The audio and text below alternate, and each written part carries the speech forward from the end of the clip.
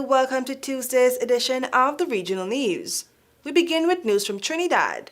The Barbados-based Caribbean Examinations Council, CXC, decision to remove the Agriculture Double Award from its syllabus has been described as short-sighted by agricultural economist Dr. Umadat Maharaj, who believes this will have a ripple effect on food production in the Caribbean.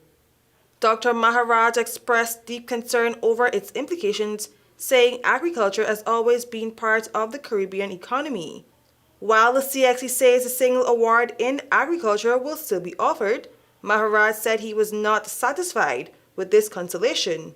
Instead, he believes the subject should be reassessed to include modernized agriculture technologies. He further stated that CXC's decision was short-sighted, particularly in light of the Caribbean's challenges with food import dependence, climate change, and the post-COVID-19 economic landscape. Maharaj called for the subject to be reinstated. We tell you now that South Africa was on tenterhooks on Monday for the African National Congress to signal whom it will choose as the partner to govern the nation. The ANC had comfortably won every previous election since the end of apartheid in 1994. But this time, voters weary of joblessness, inequality, and ruling power blackouts gave it just 40.2% of the vote, down from 57.5% 5 years ago.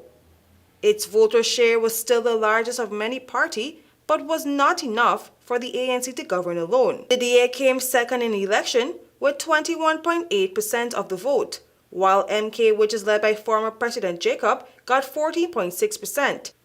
The EFF received 9.5% and the IFP 3.9%. Under the Constitution, the newly elected Parliament must convene within 2 weeks of the results being declared, and one of its first acts must be to choose the nation's next president. We continue with more international news. Nigeria's main labor unions on Monday shut down the national grid and disrupted flights across the country as they began an indefinite strike over the government's failure to agree a new minimum wage. The strike began after talks broke down between the government and the country's two biggest union federations, the Nigerian Labour Congress (NLC) and the Trade Union Congress (TUC), over increasing the minimum wage. It is the fourth since President Bola took office last year. The Transmission Company of Nigeria said union members drove operators away at the country's power control rooms and shut down at least 6 substations, eventually shutting the national grid.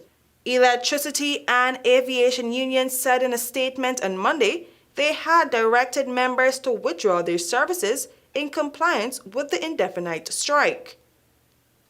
I am KERESE Gonzalez. Thank you for watching.